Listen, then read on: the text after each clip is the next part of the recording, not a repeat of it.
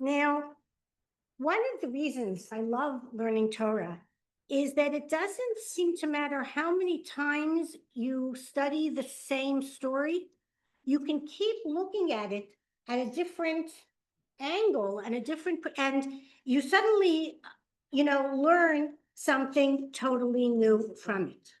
So what we're going to, that's introduction number one.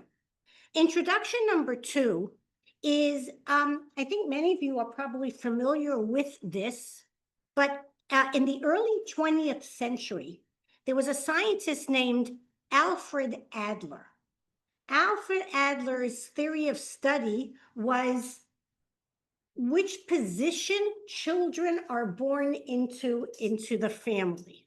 Now, I know that probably many of you have thought about your own position in the family, and then, of course, your own children.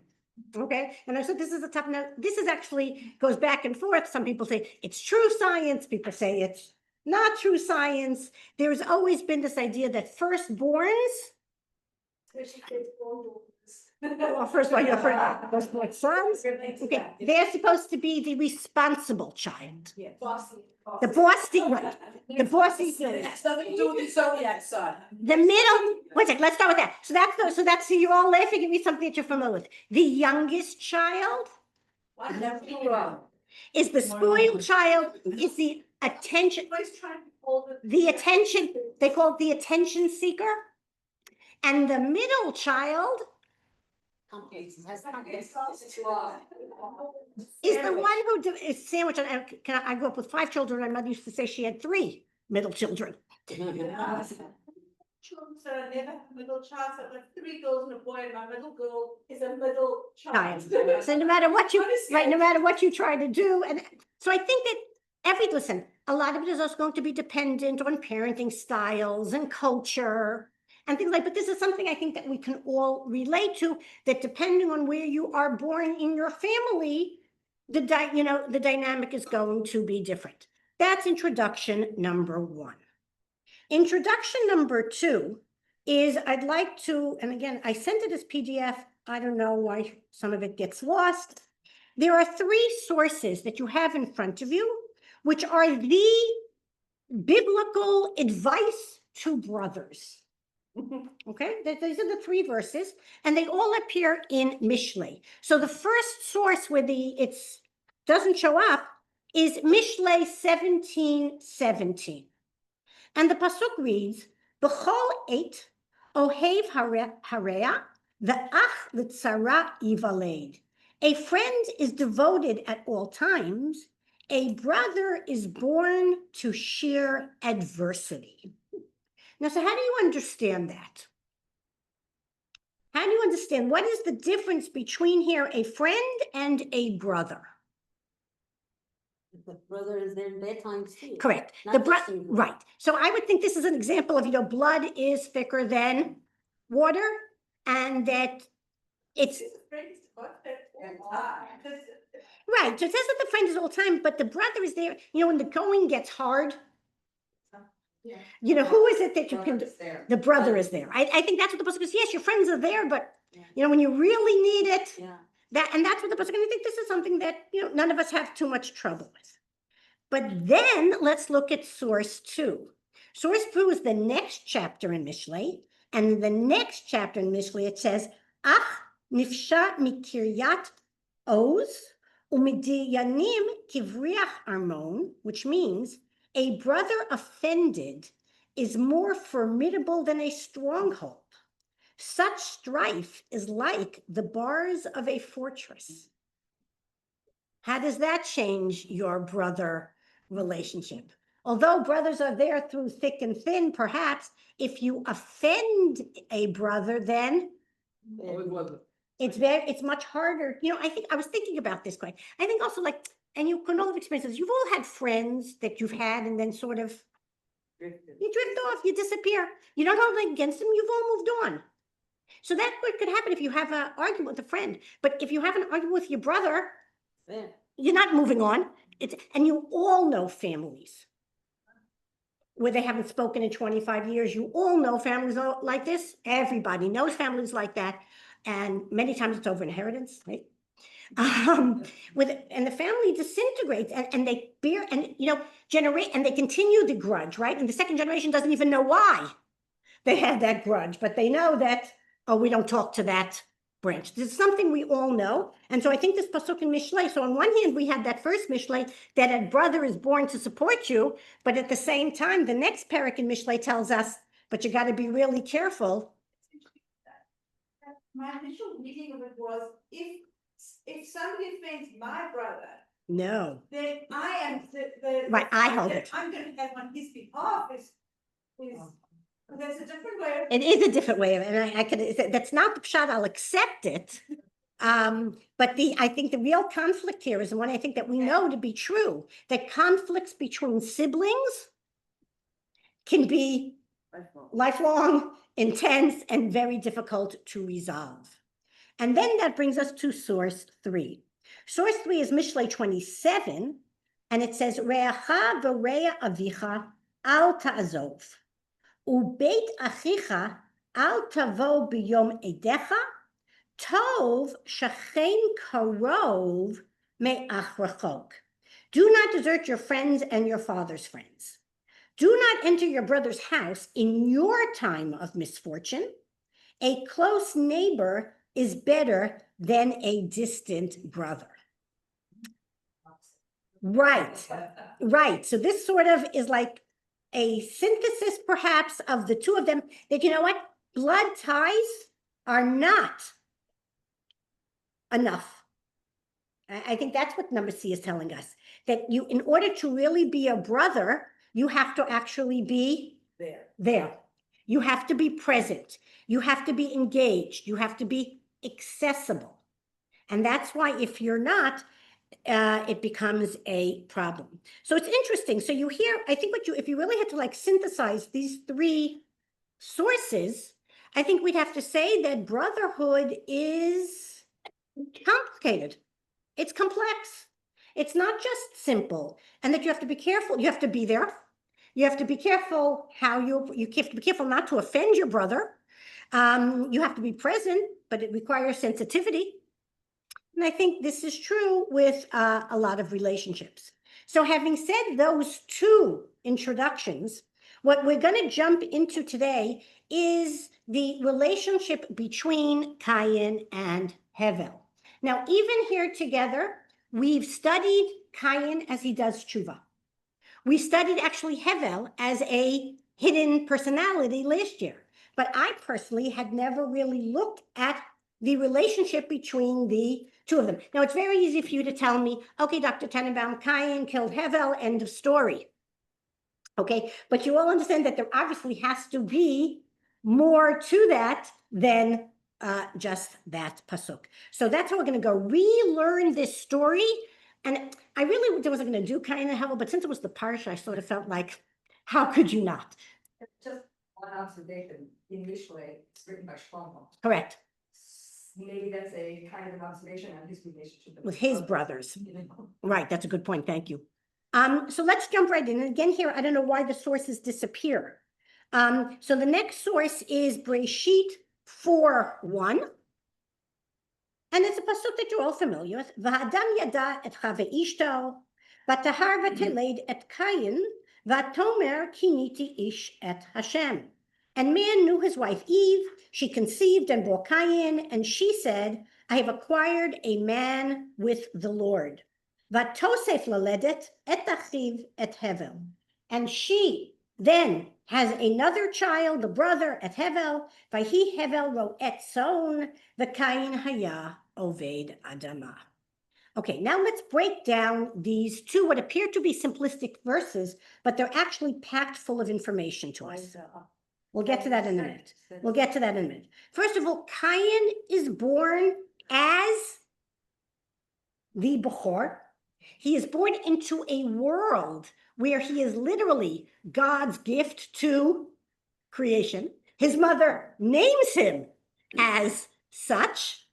And you'll actually notice, but notice that he's born as an Ish and he's born as Cain. It doesn't say that she had the baby and then she named him. Vateled et Cain. He is born as God's gift to creation. And just let's take a quick look at source number 6.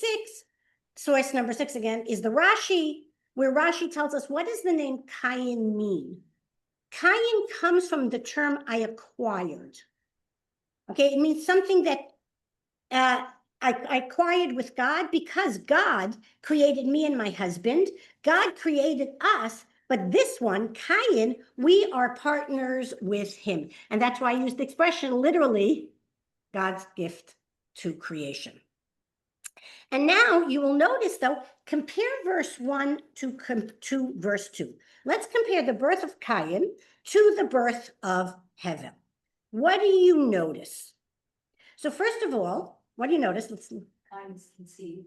Cain is, Chava becomes pregnant and he is conceived. There's a process here. Hevel just appears. Almost be a twin.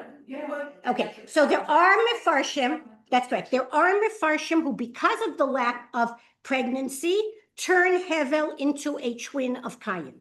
Correct, and you see where, right, but he is the second one. He is the additional one. And that's what the Pasuk gets. That's right, he is not exciting. Vatosef. And how is he born? He's born already at Achiv. He's born into the position of the second, the brother, the additional one. My children have a book at home called Tiki Tiki Tembo. Yeah. You remember? It's an old book about this Chinese family. And the firstborn child's name is Tiki Tiki Tembo, Nosa Rembo, Cherry Bichi, Pickberry Pembo, which means the most wonderful thing on the entire earth. And the second child's name is Chang. And I saw, and I believe in even in, Beit Melucha and things like that, they always had their firstborn. And then the other children were literally looked at as spares. I guess, in the batting box, whatever. And so this is what the impression you get here as well from the Pasuk, that he's born as a addition, as the spare. He was born in, Cain is born into a world that is just waiting for him. Hevel is born into a world where somebody else has already taken over the main position. And you will also notice that Hevel's name is not explained. Cain, it says, because I have acquired a man with God. Why is Hevel called Hevel? Also, as we said, Cain is born as Cain. Who gives Hevel his name? Where does it come from? What does it mean? And if you look at the next source, which is Tehillim 144:4, Tehillim 144:4, Adam lehevel dama, yamav kitzel over. What is Hevel? Hevel is when you go outside and it's really cold and you go and you see your breath and then it disappears. That's Hevel. Vapor, something that's here this second and going tomorrow. Now, does that mean that Chava was a Nivi'ah and Chava knew that his life was going to be shortened? Lots of people that their names are, that we learn are their names Right, so afterwards, but And it's a description of what he is. That's not right. His name. that's right. So that's what we're beginning to understand, that the name here already indicates this concept of spear, that, he's secondary. He's not as important as the other brother as well. And so once you are born into these identities, and that's what we said about being the older child, being the younger child, so his identity, Hevel's identity, is that of the second brother. Cain is born into a world that's just waiting for him to be born. Hevel is born into a world where somebody else exists. So who's at a disadvantage here? Hevel. Hevel is at a disadvantage. We have the primary, we have the secondary. Now that primary, whose mother calls him God's gift to creation, what personality traits do we expect him to develop? Arrogance, self-centeredness. It's all about complete self-confidence. And what character traits do we expect that second child to develop?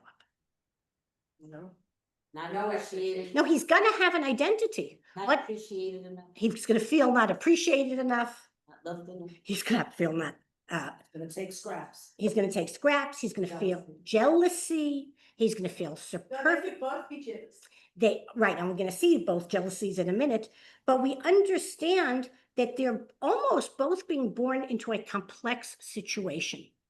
And It's interesting that what do parents who've never learned to parent, they got So- no examples. so of you're parents. actually raising a whole different issue that when I was preparing to share, I actually thought about. And that is, what role do the parents play here? They've never seen it. never They've seen seen They- it. right, and we That don't, doesn't stop. right, we don't see that. That's right, right. And this becomes the same thing of bad parenting. That's right. And they seem also, they just seem to disappear from the text. But this is also, we know this, that parents who label children, stick them into those labels. But here I want to make it a little bit more complicated. Besides Cain and Hevel, with Cain being acquisition, which, by the way, who acquires lots of stuff when it's all about me and making more and mine, right? That's one of the kids' first words. And Hevel just being vapor. Each name really has a secondary meaning as well. Besides Cain being acquisitions, Cain, what other Hebrew words you see in Cain? Cain, what's a cane? What's a cane? This, A nest. What could be the concept of nest? Nest is a home. Nest is security. Because he has that personality that he could also establish with his acquisitions a solid home where you can feel safe. So that he has the position of using his position as firstborn child, as if they can only use their talents for good. That's one. And Hevel, and you can write down this pasuk, if you look at Kohelet 1:14, Kohelet there's a pasuk that talks about Hevel Pilim, which is the words of Torah study. I didn't bring it for you. It's the words of Torah study, because words too are here to, you can say it's Kohelet 1:14. Is Tehillim, is children studying Torah. So although words come and go, those words can be significant. So that both Cain and Hevel are not preordained to be evil. Both have that a choice. Every human being, that's what they said, when God created humanity in the image of himself, what he really was giving each person is the ability to choose. So although Cain and Hevel are born into certain realities, it doesn't mean that they're necessarily forced into them, and each one has the choice to develop in the way that they want. Now, their choice of professions is going to very much relate to their personalities. And you'll notice that as well. Look at Pasuk Bet. Do you see how, if you wanted the Pasuk to be symmetrical, how would the Pasuk have written? Go back to its source number 2.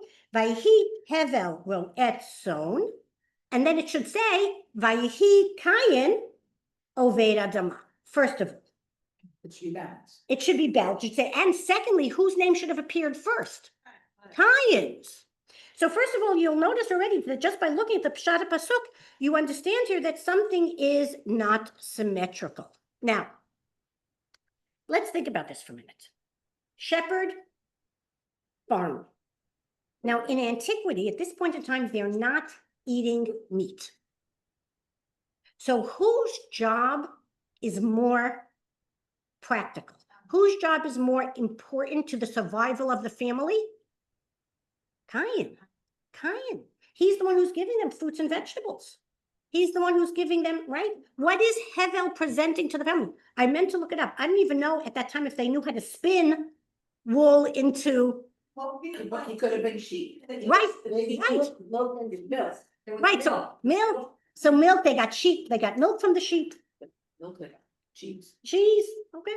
But for the most part, you understand, and I think that it's clear to us all that we're all used to thinking, because David HaMelech was a shepherd, because Moshe was a shepherd, our immediate feeling is, oh, shepherd, Yeah. better. But in that time period in terms of like who's literally putting the food on the table, it probably is Cain. So let's just keep that in mind as well. And let's look here at source number 5, which is the Abarbanel, which is on page 2. The Abarbanel tells us, Vayhi shmo shel hayeled hashini Hevel, v'avor sheroa etzon mit'asek b'hanhaga v'hashara sichlo Hevel v'reut ruach. He's saying that no, shepherding is the one that demands more intelligence, more talent. V'kayin hayazeh shmo lo mipnei shema imo kiniti et Hashem, ela fi she'oved adama u'marbeh b'kinyanim. He says he's called Cain, not necessarily because his mother named that because of her partnership with God, but because he was into getting more. It's all about me and more. And their names represent their skill set. And if you skip down to the Sforno says, again, Hevel chose this vocation as it required more intelligence and involved one's mental activities more than farming. If you think about it, though, for a minute, a shepherd doesn't stay in one place. A shepherd is like the wind. He moves from places to places, and that's the name Hevel. So Cain, again, is about acquiring, planting, how much is in my silo, and Hevel is about drifting, literally floating again. So again, their names are representing their identities and who they necessarily are. And now let's take a look at Rav Hirsch. Rav Hirsch here says, agriculture demands all of a person's physical strength. He needs to devote his whole life to his bodily existence. The concept of kayin, i.e., liknot, acquisition, self-recognition, and the pride associated with acquiring are most evident by the farmer. What I understand from that sentence is where a person is exactly saying that he's born, this is his identity, the profession that he chooses is connected with his identity because it's all about, as you said, self-acquisition and pride. By the sweat of his brow, he made his ground bear fruit, and it becomes something of an ultimate value for him. It becomes part of his personality. He holds onto it and settles. And this is something I think you can think about just as a side point, right? There are people whose professions become them, how they identify themselves as what they do, and some people just do it on the side. The farmer is a slave to his field, and the field draws him towards it. Once he has placed the yoke of pursuit of acquisition upon his neck, his spirit also becomes subservient. And then this leads to slavery, being a slave to one's profession. Moreover, he will easily be brought to the admiration of the forces of nature, sun, rain, upon whose influence the success of his field depends. Faith in God and in the superiority of man was first lost among the agricultural nations. It was there that idol worship first developed. In contrast, the life of the shepherd is most elevated. He is concerned principally with living things.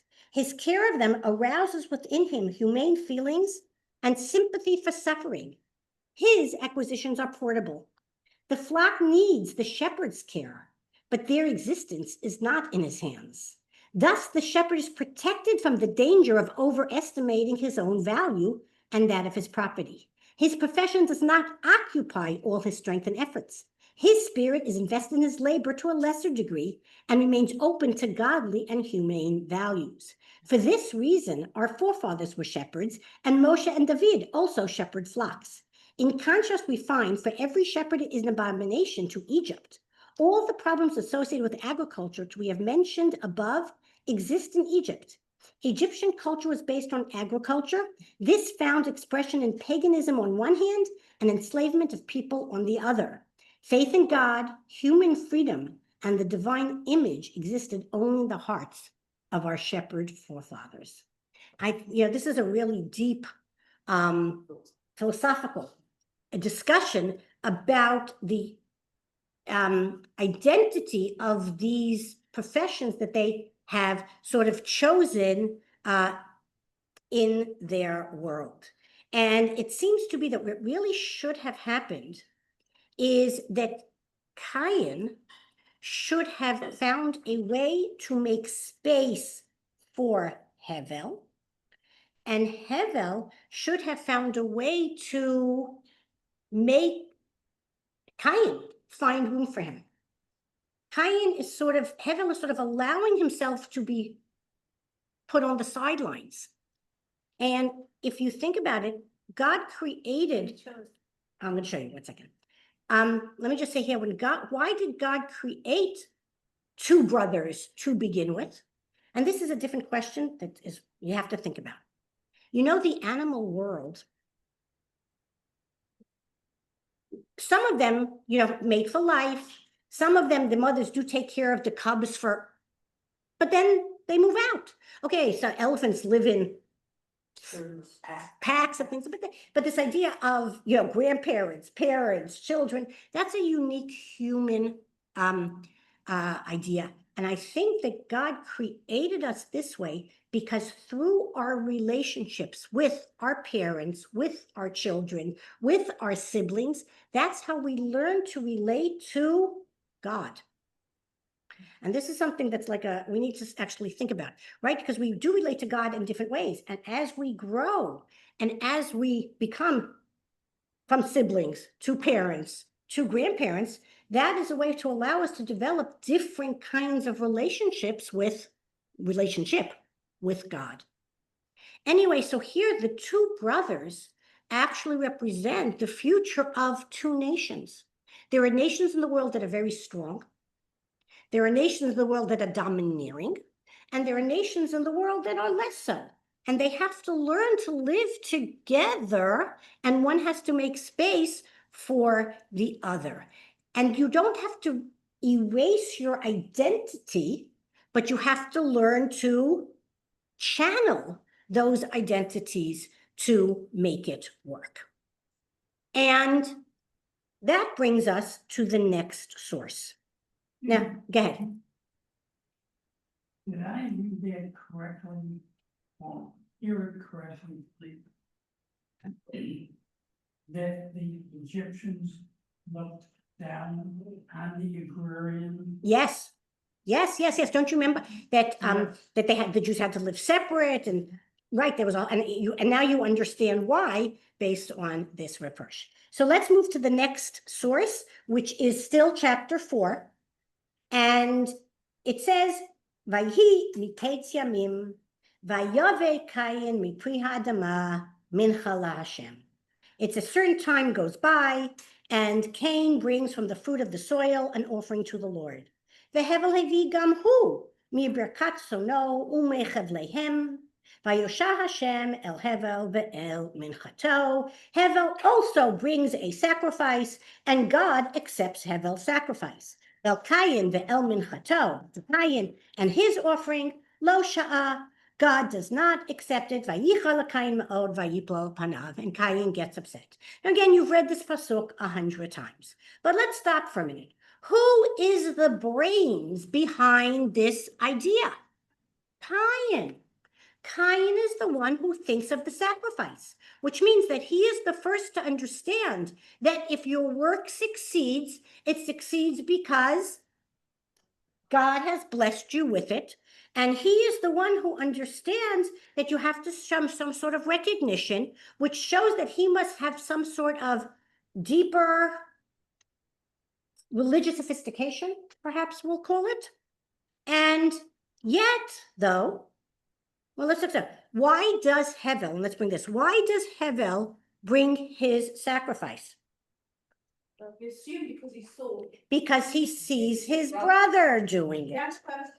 That's right. And if you turn to the next source, which is numbered as 11, the Kli Yakar says, look at the last sentence there. The Kli Yakar sentence, it's at the top of the next page. Vehevi mitzad hakin'ah be'achiv. There you see it. The Kli Yakar says exactly as you said earlier, that what is motivating Hevel to bring the sacrifice? Jealousy. The jealousy. that he too, it doesn't come, we're so used to seeing Cain and Hevel as black and white, good and bad, but when we start looking at the verses, we're like, wait a minute. Now, having said that, let's continue with that Hevel.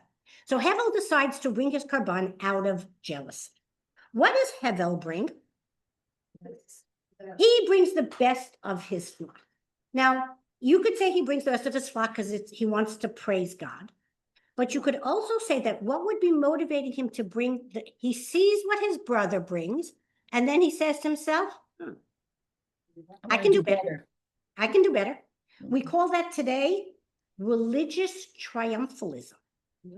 What is religious triumphalism? Religious triumphalism today are the people who walk around saying, I'm firmer than you are. That's what it is. Right. And not only am I going to take it on, but I'm going to flaunt that I am taking on and I am so much better than you. Think about it. The way you could look at it that way, because it's almost like an auction. Once Cain has made his sacrifice, he can't fix it. And so along comes Hevel and says, look what I can do. Look what I, and so there is a certain amount of here that you could say that perhaps Hevel was a little bit too in your face than it was with Cain. Go ahead. It's almost like he's trying to finally stand his ground against the problem. Right. It could be, that's right. It could be saying that, and this I think is what you're saying is true, because even their sacrifices here also reflect their personalities. And let me show you how. You will notice what words are really extra in Pasuk Gimel. That's the next one. That's Daled. In Gimel, what words could we understand with the Pasuk fine without the words?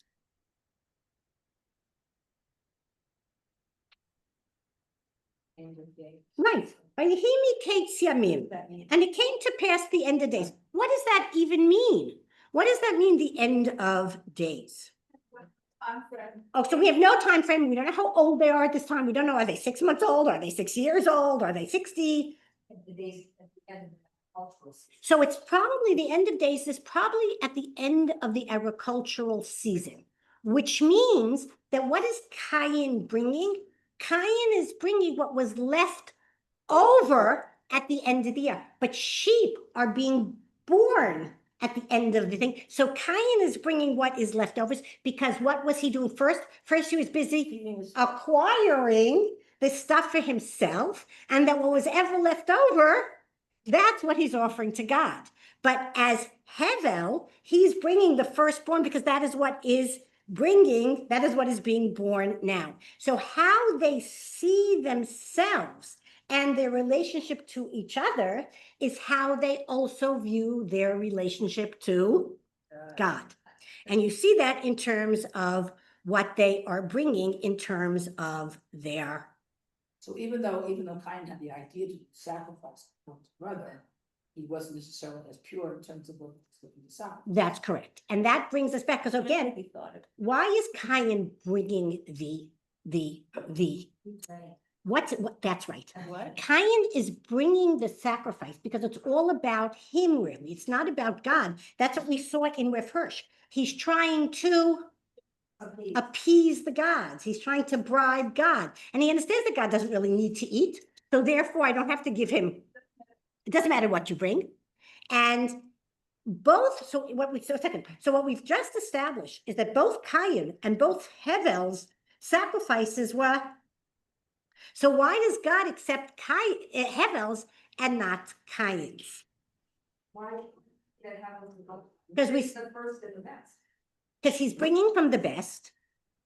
And Cain, but even so here, if Cain's motivation is to bribe God, and Hevel's motivation is to be like his brother and one up him in terms of his relationship, they're both messed up, but which is the better of the two? Hevel's. Hevel's is better of the two. That's right. And we only know it. But I think more from the description, because it doesn't say he brought of the firstborn, and the fats. So what he There's did, alcohol. but his motivation wasn't necessarily better. Right, No, but you will- he knew how to manipulate the situation. right. So- And and they say, and what's interesting, what's interesting here is in a healthy dynamic, after Pasuk Hey, after God accepts Hevel's sacrifice and doesn't accept Cain's, Cain should turn to Hevel and say to him, Hevel, my brother, Congratulations. right, what have you done that I didn't? Because it really is his idea. He said, I thought of it, but I'm obviously, something's not right. He does not turn to heaven. So who has to get involved in the discussion? God. But what does God say to him? And you have this in Vav Zayin Chet, and I'm sorry you don't have the translation. These two Bibles, the Gemara, by the way, says that verse 7 is one of the most difficult verses in the entire Torah. And essentially what God says to Cain, Lama chara lecha v'lama naflu pnecha? Why are you so upset? Halo im tetiv se'et. You know what he says? If you want to do good, you can. V'im lo tetiv lepetach chatat rovetz. But if you don't learn to control your negative desires, then it's going to be sitting at you, ve'alecha teshukato, and it's going to keep trying to get you, vatatim sholbo, but you can rule over it. God is speaking to a firstborn son. What is God saying to the firstborn son? God is saying, yes, this is a typical outlook of the firstborn son. And if you don't allow it, if you just allow it to run rabid, then it's going to get out of control. But this is something that I understand that you find failure difficult. We understand that you're not used to being in second place, but you know what? It is something that you can learn. And this is the message that God is actually giving him. And we know that he doesn't help. And that brings us to verse 8, which is still in that same verse. Vayomer Cain el Hevel achiv, vayhi biotam basadeh. And Cain says to Hevel, his brother, and it was when they were in the field, Vayakam Cain el Hevel achiv vayihargehu. And Cain gets up and he kills his. We don't know What he said. Now you all notice, okay, so first of all, why are they in the field?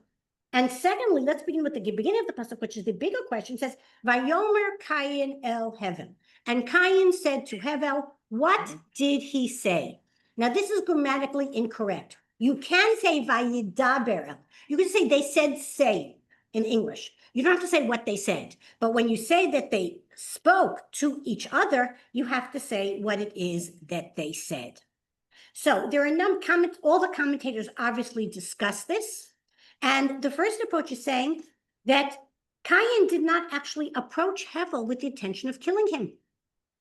He came out in order to discuss something. And then the discussion led to an argument, and that Cain kills Hevel in the moment. So this, in terms of technical, law case, this would move it down from premeditated murder to manslaughter, right?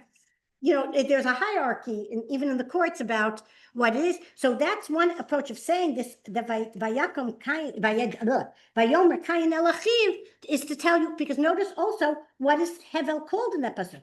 Vayomer Cain el Hevel Achiv. It stresses the Achiv there, that it wasn't that he was coming in order to murder him. The other thing you could suggest is perhaps Cain came to have a discussion with Hevel, and Hevel doesn't respond. Cain wants to talk to him. Cain wants to interact with him, and Hevel is like, no. And that's why there's no discussion. Cain starts the discussion and nothing happens. And that makes Cain angry. That's a possibility, because you will notice we do never have a dialogue between the two of them. You could also say that Chazal is trying to say to us that it doesn't matter what they said. It's irrelevant. Even if he told him, he's ugly and his mother wears army boots and he says all kinds of river to the seas, whatever it is, that still doesn't justify what happens. So that could be a thing as well. And you will notice, by the way, that we never have anything that Hevel says. We have Cain talking to God, right? But we never hear a word from Hevel. He never speaks. Now, in addition to that, you could also say that if Cain wants advice, if Cain wants direction, who could he have turned to? He could have turned to God, as we've seen him speak to us. That's where he could have talked to his parents. And here I want to show you something very interesting. If you look at source number 13 and 14, the Netziv says, back in that, when God said to Cain that the desire, we understood as the desire is going to look to you. Look how the Netziv says it in 13. Whose desire shall Hevel? Hu amal limtso chen be'einecha kedei shetirtze litet lo lechem. This again shows is such a word as dissymmetry between the two brothers, because Hevel needs Cain. Why does Hevel need Cain? Because Cain is the one who's providing food. And the ideas. And we see the ideas. And that brings us to source 14, where the Netziv says, Lo katav el hevel achiv, ela al hevel achiv. It says, Vayakum Cain al hevel. Perusho, she'amad etzlo lilamdo avodat hasadeh, ma shelo hergal. What were they doing in the field? The Netziv says that they were doing the field as Hevel came out to the field to learn farming. And he wasn't doing a good job, so Cain gave him a whop. And he didn't necessarily know that by whopping him, he was going to kill him. So this sort of changes a little bit about the dynamic between these two of them. And now let's take it a step further. The Shem Mishmuel in source 17, just skip to the underlined line. He says, V'zechet o shel Hevel al Cain neherag. Now, what is the fate of Hevel here, according to the Shem Mishmuel? He says, Hevel becomes the model of the victim.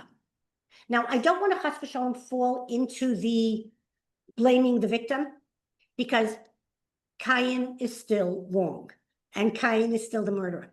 But when Hevel, it's that kid who wears the sign on his back that says, kick me.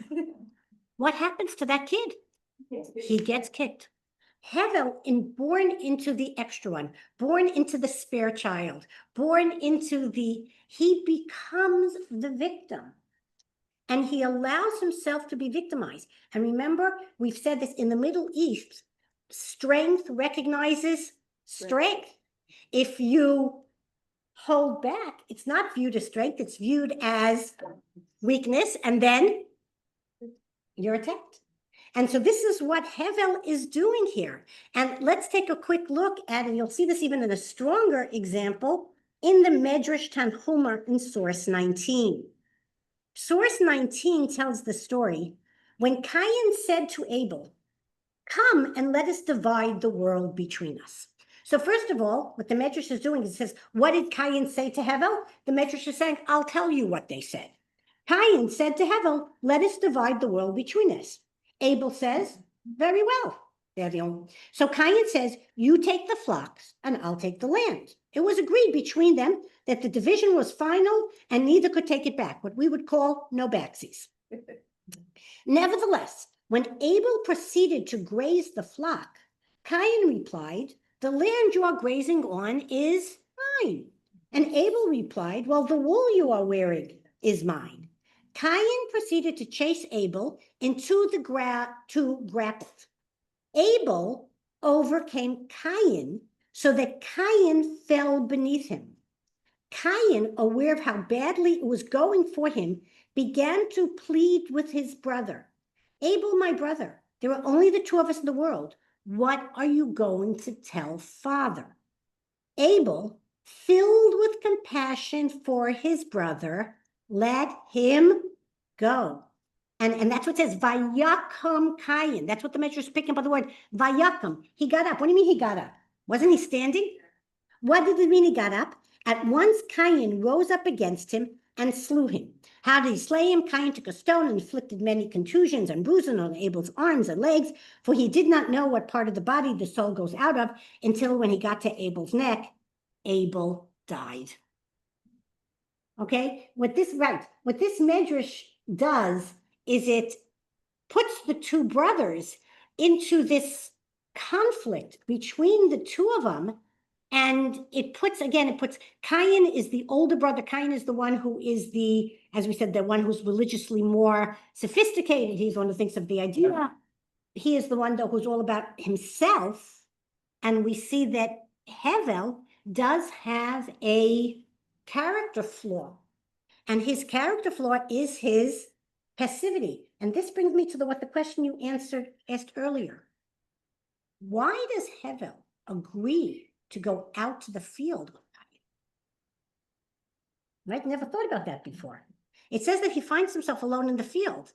Did he know that Cain was out to get him? This was a new thing? Because he knows, as according to the Netziv, it's an interesting question. But now let's go back to source 18. Source 18 takes it into a different direction. Source 18 tells us, Yonatan ben Uziel says, Abel says to him, my sacrifice was accepted because my good deeds exceed yours. There's their religious triumphalism again. Cain answers, there is no justice and there is no judge.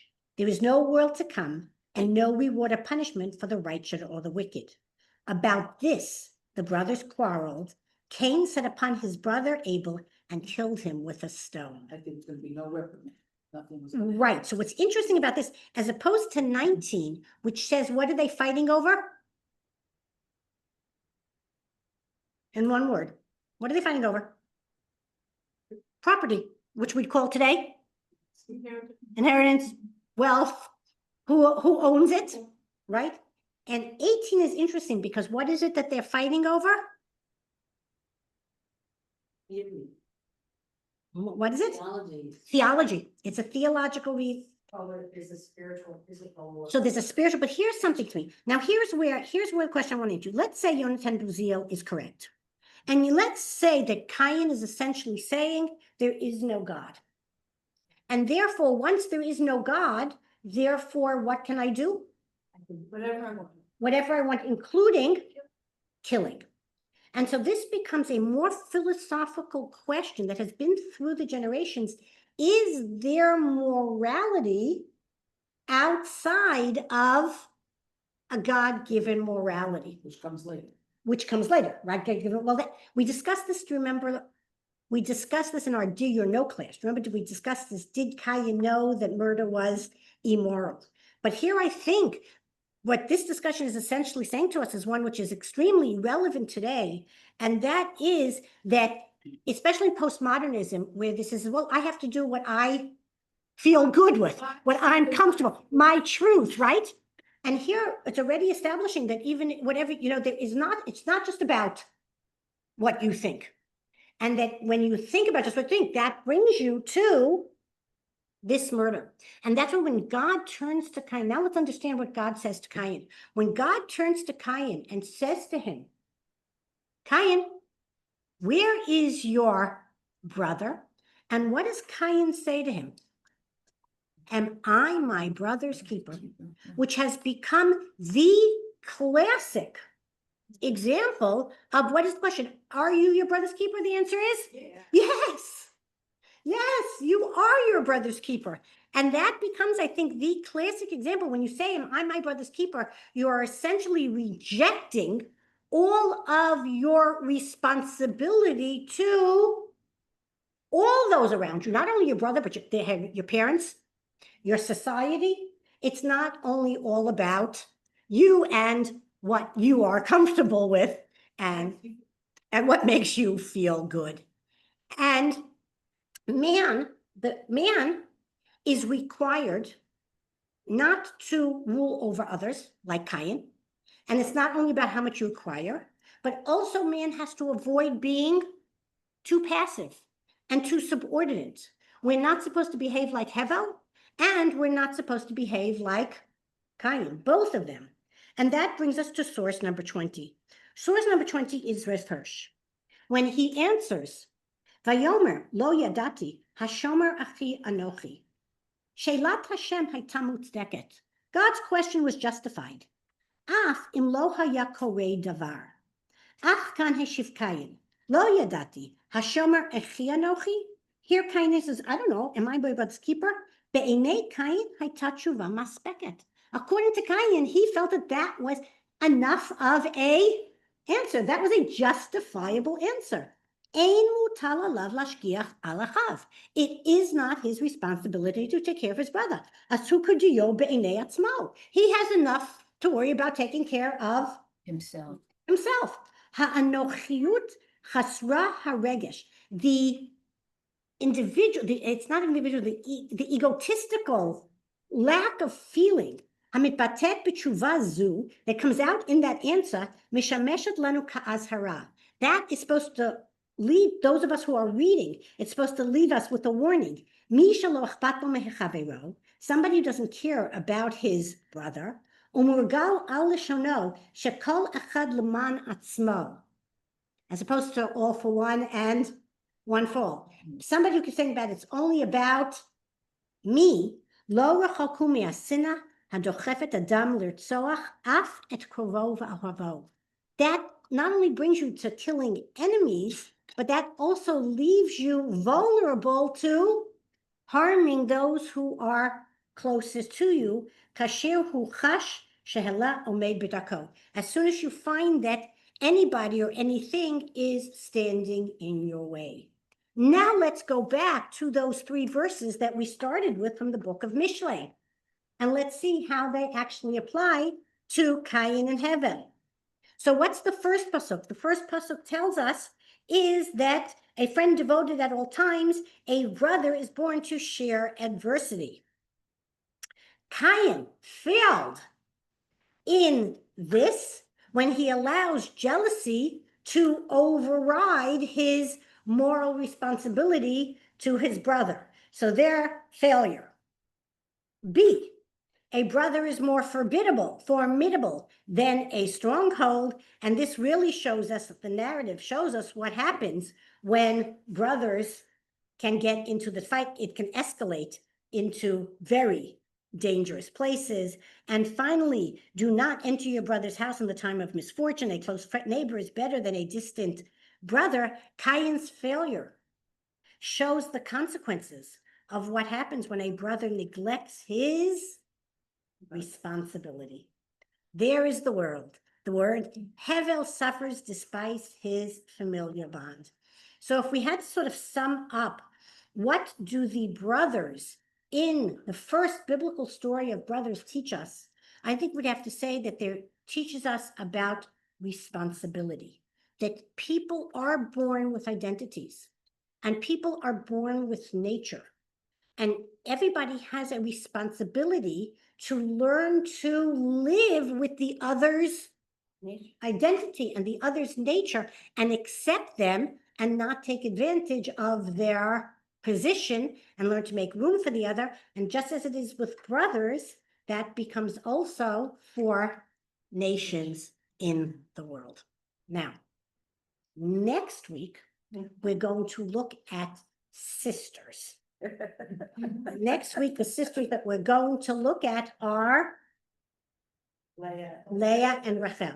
Now, I'm throwing this at you because I want you to start thinking about it. And sisters are different than brothers for a major reason. Why are sisters different than brothers for a major reason? They don't have the same autonomy. What? And they don't have the same autonomy. Right. And also more importantly, because Child. they're child, but because they're childbearing, they're not the ones who are going to inherit. There's no concept of bechor. There's no, This time. right, in this time period, they're arguing over who's going to be over, who's going to take over, who's going to be the next in line. Yeah. And women don't have that, so therefore the dynamic is going to be very different. So you have to think, right, their children are gonna inherit, but they are not, so think about that as, right. It's sometimes, my husband always says that, Torah learning, spouse, people with very dysfunctional families. Oh, terrible. But what else, but what's so fascinating is we've all studied the story of Cain and Abel so many times, but have we ever looked at how they relate to each other rather than each one individual? Questions, comments? I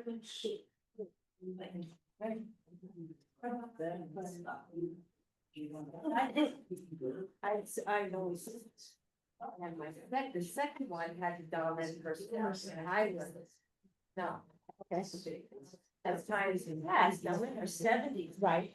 It's like on the same Catholic, but for a long period of time, she was there and I was there, but I didn't care. Right. She cared more about where she was than I did, and it became a conflict. Right, but When that's I did on the long it's 20, 15 years already even more. You wouldn't talk to me, and I left really. Now, because I said, how long are you gonna hold on to this? How long is it gonna take? What, do I have to die? Then you don't forgive. Right, and then it's too late, right? Let's forgive each other and have some kind of relationship. Look how interesting that is. I decades. It's very sad. Do anything about it. I have a question. Sure. I am sorry. Sorry. Yeah, and I was just saying, thought. The next we said that it's not the same as surpassing you. You say nothing. It was answered. The core body. It's a set. Why would he have all that? There's a certain point when you start being, you know, that's his way of trying to. She's happy, she's on Well, the that means she beach. had it in him. Rented a nice That's why I tried to say at the beginning, because he wasn't born into this. He could have broken it. He could, and that's where somebody asked the question, why does God save The grandchild. It's a good question. He wasn't in a missile lamb either. God? Yeah, but does still, God it can just be save easy. us? Like a whole life, right? So sometimes it can be more exhausting. You go the whole life here. Well, it's a new way of, right, it's a new way of looking at it, totally. Which I find Thank you very much. Bye, thank you so much. Pleasure. What was the answer? I'm not telling you. I said, first of all, why doesn't God say that?